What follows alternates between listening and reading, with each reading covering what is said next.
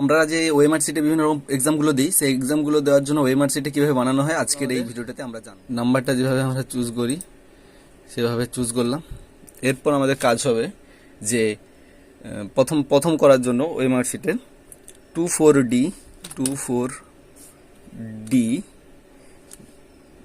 0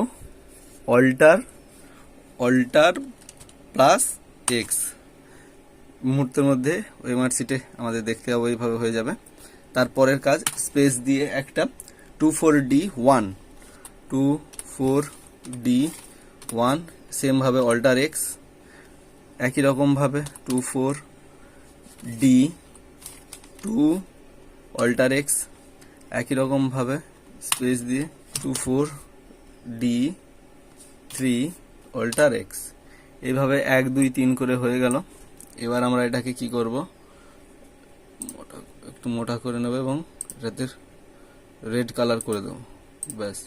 এইবার এইখান থেকে আমাদের এটাকে কি করতে হবে, এভাবে আমরা কপি করতে পারি বা শর্টকাট কির দ্বারা কপি করে নিতে হবে।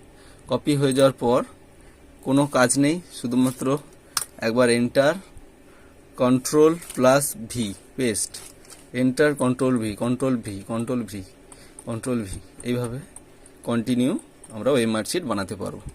এইভাবেই মূলত ওএমআর শিট বানানো হয়।